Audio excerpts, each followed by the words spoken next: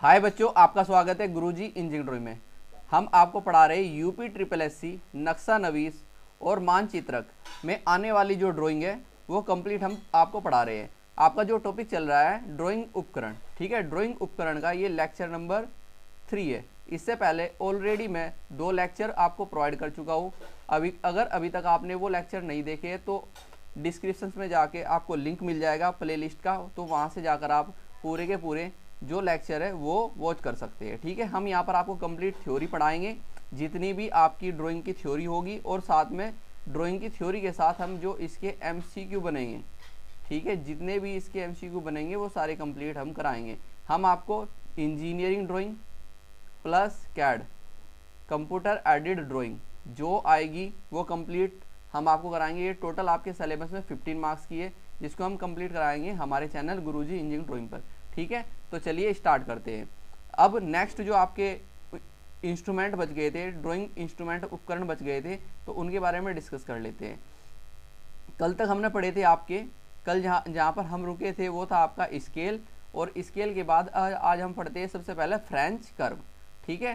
तो आज से हम स्टार्ट करते हैं फ्रेंच कर्व, ठीक है। ये भी एक आपका उपकरण होता है, ड्राइंग उपकरण होता है French curve. French curve, French curve क्या होता है? फ्रेंच कर्व देखो, ये आप देख रहे हो, ये अलग अलग शेप के आपको कर्व दिखाई दे रहे हैं, अलग अलग डिजाइन के जो आपको ये क्या दिखाई दे रहे हैं, ये कर्व दिखाई दे रहे हैं। तो क्या होते हैं कि इरेगुलर शेप में, अगर आपको इरेगुलर शेप में अगर आपको कर्व बनाने हैं, इरेगुलर शेप में अगर आपको क्या बनाने हैं, कर्व बनाने हैं, तो आप किसका यूज कर सकते हैं? फ्रेंच कर्व का यूज कर सकते हैं। तो यहाँ से क्वेश्चन बन जाता है, अगर आपको इरेगुलर शेप में कर्व बनाने हैं तो आप किसका यूज करेंगे? फ्रेंच कर्व का। तो सबसे आसान होता है फ्रेंच कर्व। अगर आपको इरेगुलर यानी कि अव्यवस्थित रूप में अगर आपको क्या बनाने हैं आपको कर्व बनाने हैं, और ये किसके होते हैं? ये भी आपके पारदर्शक प्लास्टिक,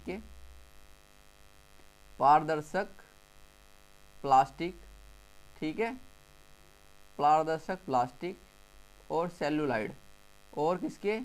और सेल्यूलाइड के बने होते हैं, सेल्यूलाइड। तो आपके जो फ्रेंच कर्व होते हैं वे पारदर्शक प्लास्टिक और सेल्यूलाइड के बने होते हैं। और इरेगुलर शेप के अगर आपको कर्व बनाने हैं, अनियमित या अव्यवस्थित अगर आपको कर्व बनाने हैं, तो वहाँ पर हम किसका यूज करते हैं? फ्रेंच कर्व का यूज करते हैं, और वही हमने यहाँ पर लिखा है। तो चलिए देख लेते हैं, ठीक है। तो A to Z सारी चीज़ें हम यहाँ पर डिटेल में आपको बताते हुए चलेंगे, ठीक है। देखिए, इनका प्रयोग अव्यवस्थित वक्र यानी कि इरेगुलर कर्व बनाने में किया जाता है। यह बाजार में विभिन्न आकारों तथा साइजों में मिलते हैं, जैसे इस साइज का मिल जाता है, इस साइज का मिल जाता है, इस आकार का, साइज का, अलग अलग आकार साइज के मिलते हैं। ये पारदर्शक प्लास्टिक अथवा सेलुलाइड के बने होते हैं, ठीक है। तो आपको यहाँ पर अगर आपको पूछा जाए इरेगुलर शेप के कर्व हम किससे बनाते हैं, अगर आपको क्वेश्चन आ जाए, एमसीक्यू क्वेश्चन में आ जाए कि इरेगुलर कर्व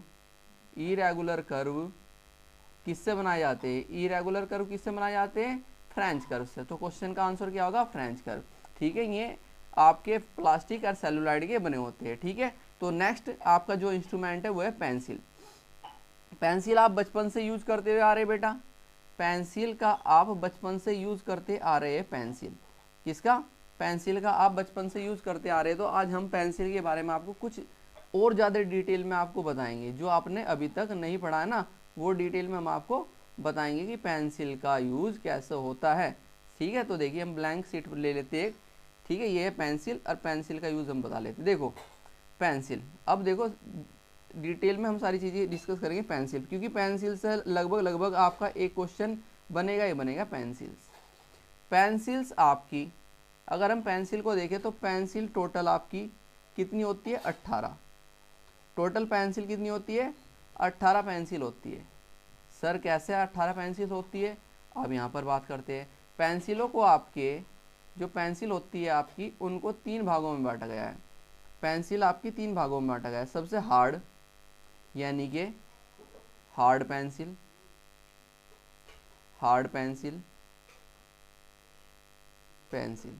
ठीक है। फिर आती है आपकी मीडियम, मीडियम पेंसिल, और उसके बाद आती है सॉफ्ट पेंसिल। तो पेंसिलों को आपकी जो पेंसिल होती है 3 भागों में आपकी पेंसिलों को बांट दिया गया। देखो 6 पेंसिल तो आती है इसमें, 6 पेंसिल आपकी आ जाएगी इसमें, ठीक है, और 6 पेंसिल आती है मीडियम। 6 पेंसिल कैसी होती है? मीडियम। और 6 पेंसिल किसकी होती है? आपकी सॉफ्ट में। 6 पेंसिल आपकी सॉफ्ट में होती है, ठीक है। तो टोटल इस प्रकार 18 पेंसिल होती है। अब देखो आपकी जो पेंसिल होती है सबसे हार्ड पेंसिल, अगर हम बात करें सबसे हार्ड पेंसिल, सबसे कठोर पेंसिल होती है 9H, ठीक है। क्वेश्चन बनता है ये, सबसे हार्ड पेंसिल कौन सी होती है? 9H। और सबसे सॉफ्ट पेंसिल, सबसे सॉफ्ट पेंसिल होती है 7B, सॉरी। सबसे सॉफ्ट पेंसिल कौन सी होती है? सबसे सॉफ्ट पेंसिल होती है 7B। तो सबसे पहले तो आपको यही पता होना चाहिए कि पेंसिल कितनी, टोटल पेंसिल कितनी होती है? 18 पेंसिल होती है। पेंसिलों को 3 प्रकार से बांटा गया, हार्ड पेंसिल, मीडियम पेंसिल और सॉफ्ट पेंसिल।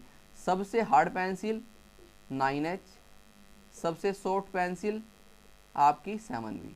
अगर हम अब देखें कि सर पेंसिल जो होती है आपकी, अगर हम यहाँ पर बात करें सर पेंसिल कौन कौन सी पेंसिल होती है उनके बारे में भी बताइए। तो अब हम यहाँ पर देखते हैं पेंसिल कैसे कैसे चलती है। देखो हमने बात करी सबसे हार्ड पेंसिल 9H, 9H के बाद आपकी आती है 8H, थोड़ी उससे कम हार्ड। फिर उसके बाद आती है 7H, 7H के बाद आती है 6H, 6H के बाद आती है आपकी 5H, 5H के बाद आती है आपकी 4H, 4H के बाद आती है आपकी 3H, 3H के बाद आती है आपकी 2H, ठीक है। 2H के बाद आपकी आती है 1H, 1H यानी कि 1H बोल दो या H बोल दो। इसके बाद आती है आपकी F, F के बाद आती है आपकी HB, HB के बाद आती है आपकी B, और B के बाद आती है आपकी 2B, 2B के बाद आती है आपकी 3B, 3B के बाद आती है आपकी 4B, 4B के बाद आती है आपकी 5B, ठीक है, समझते चलना बेटा। फिर आती है 6B, और 6B के बाद आती है 7B।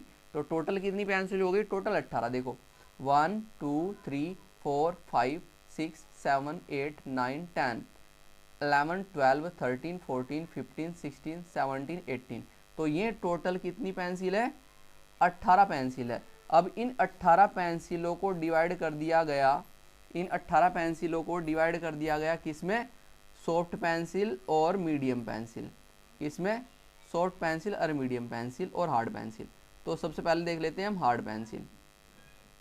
Hard pencil, hard pencil जो होती है आपकी 4H से लेकर 9H तक, 4H से लेकर 9H तक, यानी कि अगर हम यहाँ पर बात करें 4H, 5H, 6H, 7H, 8H और 9H, तो टोटल कितनी हो गई? टोटल ये आपकी 6 पेंसिल्स हो गई। अब हम बात करते हैं मीडियम पेंसिल। अब हम देख लेते हैं मीडियम पेंसिल। मीडियम पेंसिल कहाँ से कहाँ तक होती है? मीडियम पेंसिल होती है आपकी, देखो यहाँ तक 4H आई, 4H के बाद क्या होगी? 3H, 3H से लेकर B तक, 3H से लेकर B तक होती है आपकी मीडियम पेंसिल, यानी कि 3H, 2H और फिर क्या आपकी आ जाएगी H, फिर आपकी आ जाएगी F और फिर आ जाएगी HB और B। तो टोटल कितनी पेंसिल हो गई आपकी? 3 पेंसिल। उसके बाद 6 पेंसिल। उसके बाद आती है आपकी सॉफ्ट पेंसिल। सॉफ्ट पेंसिल आपकी कहाँ तक आएगी? 2B से लेकर 7B तक, 2B से लेकर 7B तक, यानी कि 2B, 3B, 4B, 5B, 6B और 7B। तो टोटल कितनी? 6 सॉफ्ट पेंसिल होती है, 6 मीडियम पेंसिल होती है और 6 हार्ड पेंसिल होती है। देखो ये टोटल सबसे सॉफ्ट पेंसिल 7B। जितना भी बी पेंसिल का नंबर बढ़ता चले जाएगा वो उतनी सॉफ्ट होती चली जाएगी, ठीक है। तो 7B सबसे सॉफ्ट, और जितना भी एच पेंसिल का नंबर बढ़ता चलेगा उतनी हार्ड। तो सबसे हार्ड पेंसिल 9H सबसे हार्ड, और 7B सबसे सॉफ्ट पेंसिल होती है, ठीक है। तो यहाँ तक कोई कन्फ्यूजन नहीं। तो चलिए अब आगे बढ़ते हैं। तो आपको टोटल पेंसिल पता लग गई कितनी। अब हम देख लेते हैं इन पेंसिलों का यूज़। अब सबसे पहले आपको पता होना चाहिए कि इंजीनियरिंग ड्राइंग में यूज़ होने वाली पेंसिल, अगर हम यहाँ पर बात करें जो आपकी इंजीनियरिंग ड्राइंग होती है, ठीक है। अगर हम बात करें इंजीनियरिंग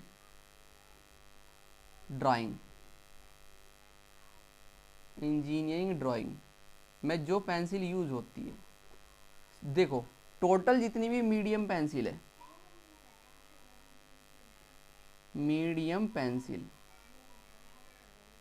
जो आपकी मीडियम पेंसिल है वो हम यूज़ करते हैं किसमें, इंजीनियरिंग ड्राइंग में। जैसे HB पेंसिल का यूज़ हम करते हैं, H पेंसिल का यूज़ करते हैं, 2H का यूज़ करते हैं और 3H का यूज़ करते हैं। तो इन पेंसिलों का, ये तीनों पेंसिल ये चारों पेंसिल किस में आती है, मीडियम पेंसिल में आती है। तो आपकी HB, H, 2H, 3H इन पेंसिलों का यूज़ किया जाता है किसमें, मीडियम पेंसिल में। अच्छा, अगर हम बात करें यहाँ पर देखो, अगर ये क्वेश्चन आता है इंजीनियरिंग ड्राइंग में यूज़ होने वाली pencil HB, H, 2H, 3H, HB, H, 2H, 3H, तो ध्यान दे लेना कि इंजीनियरिंग ड्राइंग में यूज़ होने वाली पेंसिल कौन कौन सी है। इंजीनियरिंग ड्राइंग में यूज़ होने वाली pencil HB, H, 2H, 3H। ये मोस्ट इंपॉर्टेंट क्वेश्चन है। ये क्वेश्चन आपको ना MCQ में भी पूछा जा सकता है। अगर हम यहाँ पर बात करें जो आपकी HB पेंसिल है, HB पेंसिल का यूज़, सबसे पहला यूज़ तो आप बता सकते हो फ्री हैंड जो आप लेटर लिखते हो, फ्री हैंड जो आप लेटर लिखते हो, ये लिखते हैं ना, जो आप जितना आज अभी तक आप लिखते आ रहे हो, फ्री हैंड जो जितनी भी लेटरिंग आप करते आ रहे हो, जितनी भी आप लेटर लिख रहे हो फ्री हैंड, उसमें आप किसका यूज़ करते हो, HB पेंसिल का यूज़ करते हैं। जितने भी आप अभी तक आपने लिखे हैं उनमें सबका किसका यूज़ करते हैं, HB पेंसिल का। अब देखो कोई भी आउटलाइन बनानी है, किसी भी वस्तु की आउटलाइन बनाने के लिए भी हम किसका यूज़ करते हैं, HB पेंसिल का यूज़ करते हैं, ठीक है। बाउंड्री वॉल के लिए, और बाउंड्री वॉल जैसे होती है आपकी बाउंड्री वॉल या बाउंड्री लाइन का यूज़ भी हम किसमें, HB पेंसिल से करते हैं, ठीक है। तो HB पेंसिल का यूज़ करते हैं, फ्री हैंड यूज़ करते हैं आउटलाइन बनाने में, और बाउंड्री वॉल के लिए हम HB पेंसिल का यूज़ करते हैं, ठीक है। अगर हम आगे देखें बेटा, और देखें, अगर हम यहाँ पर बात करें H पेंसिल की, अगर हम बात करें सर H पेंसिल का कहाँ पर यूज़ किया जाता है, किसका, H पेंसिल का यूज़ अगर हम देखते हैं, H पेंसिल का यूज़ तो H पेंसिल का यूज़ हम करते हैं जैसे कंस्ट्रक्शन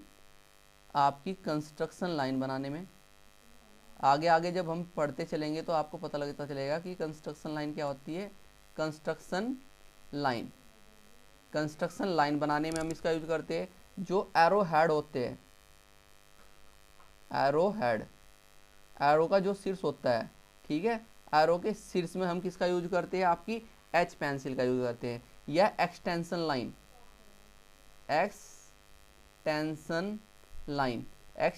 लाइन बनाने में भी हम किसका यूज करते हैं, आपकी H पेंसिल का यूज करते हैं। अगर हम और ज़्यादा बात करें आपका कि हम किस में यूज़ करते हैं, आपका फ्री हैंड स्केचिंग जो हम करते हैं, फ्री हैंड जो स्केचिंग करते हैं वो भी हम H पेंसिल से करते हैं।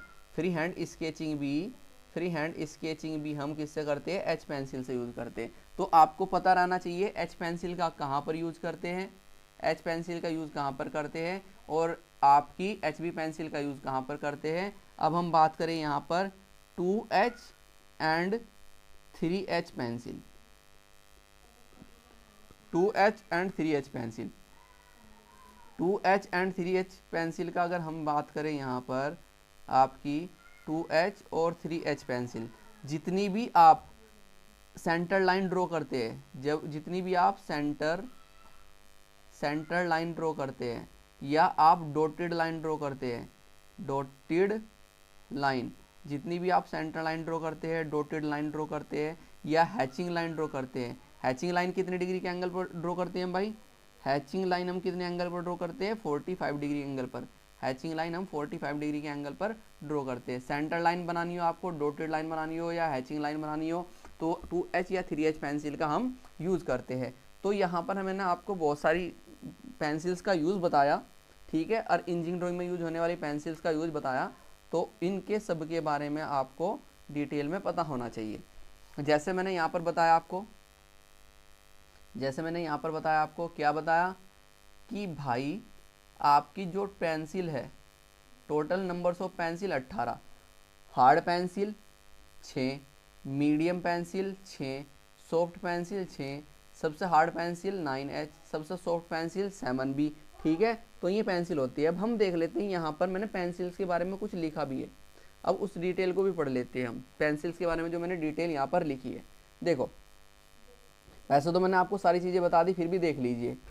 ड्राइंग कार्य हेतु पेंसिल का बड़ा महत्वपूर्ण स्थान है। भाई कोई भी ड्राइंग कार्य करना तो पेंसिल का बड़ा महत्वपूर्ण स्थान है ही है, क्योंकि लगभग संपूर्ण ड्राइंग कार्य पेंसिल से ही संपादित किया जाता है। बिल्कुल सही।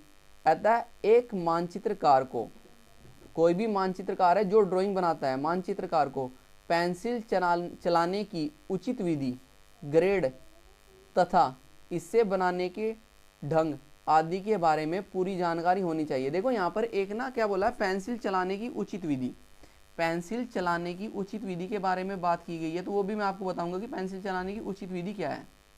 पेंसिल चलाने की उचित विधि के बारे में देखो, ग्रेड मैंने आपको बता दिए, ठीक है, इनको ढंग बता दिए। पेंसिल के ग्रेड से बनने व चलाने के विषय में नीचे विस्तार पूर्वक जानकारी मैंने लिख दी है। यानी कि जो पेंसिल है, कितने ग्रेडों में पेंसिल आपकी? 9S से लेकर 7B तक, 9S से लेकर 7B तक है, यानी कि टोटल 18 ग्रेड की आपकी पेंसिल है, ठीक है। इन 18 ग्रेड की पेंसिलों को 3 भागों में बांटा गया है। हार्ड पेंसिल यानी कि हार्ड ग्रेड की पेंसिल, मीडियम ग्रेड की पेंसिल और सॉफ्ट ग्रेड की पेंसिल। ये पेंसिल कितनी होती है आपकी? 4S से लेकर 9H तक होती है। ये क्या होती है? 3H से लेकर आपकी B तक होती है, और ये क्या होती है? 2B से लेकर 7B तक होती है। सबसे सॉफ्ट पेंसिल और सबसे हार्ड पेंसिल, ठीक है। तो ये हो गया। अब यहाँ पर एक चीज़ आपको मेंशन की गई है इसमें, तो वो भी बहुत अच्छी बात यहाँ पर लिखी गई है। देखो क्या लिखी गई है? पेंसिल चलाने की उचित विधि, पेंसिल चलाने की उचित विधि के बारे में बताइए। देखो पेंसिल चलाने की उचित विधि के बारे में भी मैं आपको बता देता हूँ। ग्रेड वगैरह सब मैंने आपको बता दिए भाई, मैंने टोटल बता दी कितनी टाइप की पेंसिल है, कौन कौन सी पेंसिल कहाँ पर यूज होती है, ठीक है, कौन कहाँ से कहाँ तक होती है, इसके बारे में हमने बता दिया, ठीक है। इंजीनियरिंग ड्राइंग में यूज होने वाली चारों pencil HB, H, 2H, 3H के बारे में बता दिया, इनका यूज हमने बता दिया, ठीक है, टोटल सबका। अब हम यहाँ पर देख लेते हैं उचित विधि। क्या? पेंसिल चलाने की उचित विधि के बारे में भी हम पढ़ लेते हैं बेटा। देखो अब हम देखते हैं उचित विधि पेंसिल चलाने की। क्या? पेंसिल, यहाँ पर देखते हैं पेंसिल चलाने की उचित विधि। देखो पेंसिल चलाने की उचित विधि क्या है? जब आप पेंसिल का यूज़ करते हो, तो पेंसिल को आपको जो चलानी है बाएं से दाएं ओर या ऊपर से नीचे की ओर और 60 डिग्री के एंगल पर, ये सी नहीं आने का, 60 डिग्री के एंगल पर झुकाकर, ठीक है, एंगल पर झुकाकर पेंसिल का यूज करना चाहिए, ठीक है। और पेंसिल चलाते समय, जब आप पेंसिल चलाते हैं, पेंसिल चलाते समय इसको क्या? घुमाते रहना चाहिए, घुमाते रहना चाहिए, ठीक है। जब आप पेंसिल चलाते हैं तो उसको घुमाते रहना चाहिए कि ये जो इसकी नोक होती है, जो इसकी पेंसिल की नोक होगी, पेंसिल की नोक होगी वो एक साइड से ना घिसे, वो सेम चारों ओर से सेम चलती रहे। तो ये है पेंसिल चलाने की उचित विधि। ठीक है, याद रहेगी बेटा। A to Z में सारी चीज़ें आपको डिटेल में लेके चल रहा हूँ। ठीक है, कि आपका कोई भी MCQ का क्वेश्चन ना छूटे। ठीक है, बाएं से दाईं ओर चलानी चाहिए, ऊपर से नीचे की ओर चलानी चाहिए, 60 डिग्री के एंगल पर चलानी चाहिए, और पेंसिल चलाते समय इसको घुमाते रहना चाहिए। ठीक है, किसकी, इसकी नोक को। ठीक है, तो ये डिटेल्स आपको पता लग गई। अब हम चलते हैं, थोड़ा सा आगे चलते हैं और आगे हम देख लेते हैं। ठीक है, यहाँ पर देखो मैंने जो डिटेल आपको सारी बता दी वो मैंने लिख भी रखी है। अगर आपको नोट्स बनाने हैं तो आप लिख भी रखी है मैंने। कठोर ग्रेड की पेंसिल क्या 4S से लेकर आपकी 9S तक होती है। ठीक है, इसके बारे में पूरी डिटेल बता दें। मध्यम ग्रेड की पेंसिल आपकी क्या होती है, मध्यम ग्रेड की पेंसिल आपकी HB से B से लेकर HB, ठीक, यहाँ तक होती है। और मीडियम ग्रेड की पेंसिल क्या होती है आपकी 2B से लेकर आपकी 7B तक होती है। ये होती है आपकी मध्यम ग्रेड की पेंसिल, यानी सॉफ्ट ग्रेड की पेंसिल। ठीक है, तो ये इसके बारे में ये बात होगी। आगे चलते हैं। अब देखो पेंसिल चलाने की विधि के बारे में मैंने आपको बता दिया, लिखी हुई भी है यहाँ पर पेंसिल चलाने की विधि। ये आपको देख लेनी पेंसिल चलाने की विधि, यानी कि पेंसिल हमेशा बाएं से दाईं ओर चलानी चाहिए, ऊपर से नीचे की ओर चलानी चाहिए। ठीक है, इसको घुमाते रहना चाहिए। अब हाँ, एक पॉइंट और आ गया था इसका पेंसिल का। ड्राइंग बनाने के लिए पेंसिलों को दो प्रकार से बनाया जाता है। ठीक है, जब हम पेंसिल को क्या करते हैं, शॉर्पनर में छीलते हैं, शॉर्पनर में छीलते हैं तो दो प्रकार की छीलते हैं। एक तो आपकी कौन सी होती है, छेनी टाइप यानी कि सीजल एज। ठीक है, और एक होती है कोनिकल पॉइंट, कोनिकल यानी कि राउंडेड पॉइंट एज। यानी कि एक तो होती है आपकी जब पेंसिल ना इस टाइप की होती है, ठीक है, कोनिकल टाइप की, और एक थोड़ी सी यहाँ से ऐसा टेपर में होती है, ऐसे टेपर में। तो आपको याद रखना है कोनिकल पॉइंट और सीजल एज। कोनिकल एज और सीजल एज दो प्रकार से हम पेंसिलों को छोलते हैं। ठीक है, तो ये पॉइंट थे आपके पेंसिल के। अब पेंसिल से आगे चलते हैं नेक्स्ट इंस्ट्रूमेंट के बारे में। नेक्स्ट इंस्ट्रूमेंट है आपका कोलीग्राफ। कोलीग्राफ मोस्ट इंपोर्टेंट है, पूछा जाता है। ठीक है, अधिकतर बच्चों को पता नहीं होता कोलीग्राफ क्या होता है। कोलीग्राफ आपका एक तरीके से सेट स्क्वायर ही होता है, जैसा आपका सेट स्क्वायर होता है ना। अब सेट स्क्वायर तो आपका जो होता है, सेट स्क्वायर जो आपका होता है वो तो फिक्स होता है। सेट स्क्वायर जो होता है वो आपका फिक्स होता है भाई, इसमें तो फिक्स है, एंगल वगैरह सब फिक्स है।